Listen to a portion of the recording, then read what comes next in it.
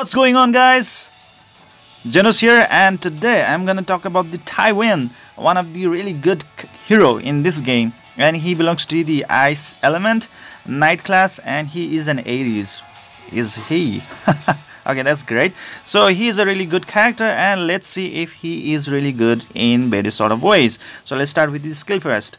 So the first skill is known as the Sword Storm, which attacks with a Sword Storm with a 50% chance to dispel one buff, right?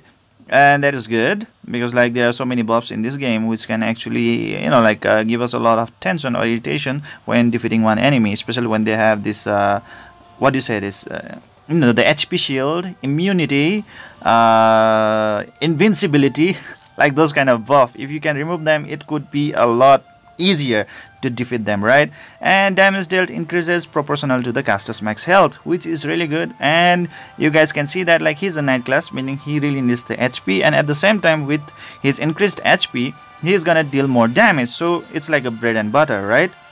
So really good, guys.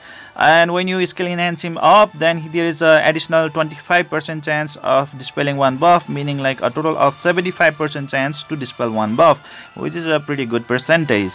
Now let's go into the second skill, which is known as the Commanding Shout. It grants increased attack and critical hit chance to the caster and an ally for 2 turns. Okay, so himself and one ally. Okay, especially you can choose the ally to be that DPS unit of yours, or let's say the DPS hero like Violet or maybe some other guys.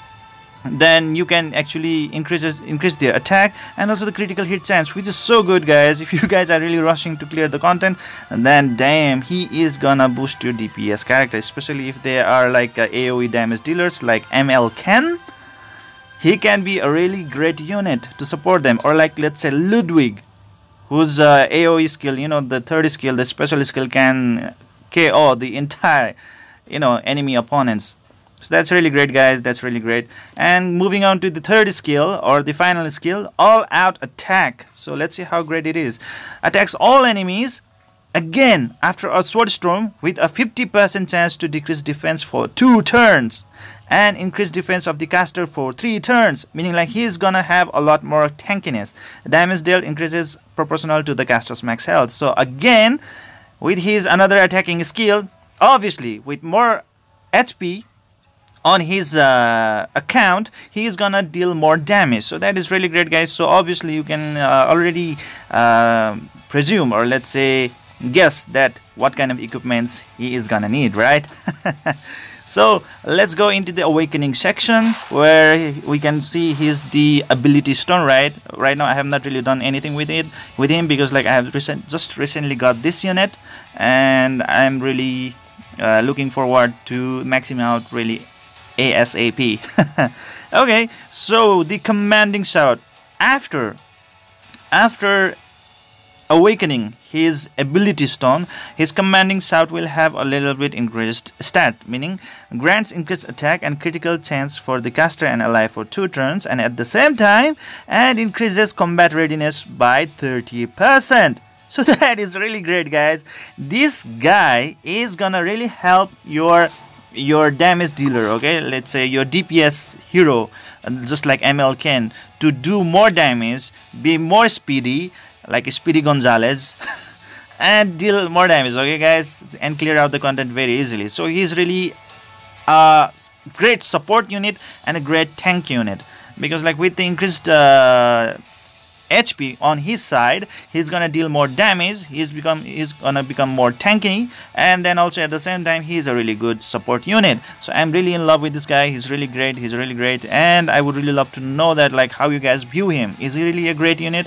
How do you guys think about it? I've really researched in the internet or googled about him, and then he has not really that great score, but it's really up to you guys on how you guys want to rate him. So obviously when it comes to the equipment set, obviously you really have to dig in all the way through the health set. You can actually have like 2 health set and then 1 hit set like this, okay? So have 1 hit set and 2 health set, so that he has a little bit slight increased how to say this accuracy, or let's say the hit effect, so that he has a increased chance of landing the debuff, because he does not only just buff your team, but he can actually debuff the enemy unit as well, which is decreasing the defense for 2 turns. And please guys, don't underestimate decreasing the defense. If you guys are able to decrease the defense of any unit in this game, I mean like your opponents, they are gonna receive a ton of damage guys, a ton of damage. Decreasing defense is one of the great thing in this game. If you can decrease the defense, that is so good guys, so good. And he is not only gonna decrease the defense of just one unit like Clury, okay, because Clury can only decrease the defense of just one unit, whereas for this unit he can actually decrease the defense of the entire enemy opponents. Okay, so that is really great guys, that is really great for 2 turns, so this is really good. So 1 hit set, and the next one is the 2 HP set, right? 2 health set. Okay, just go for the 2 health set and 1 hit set.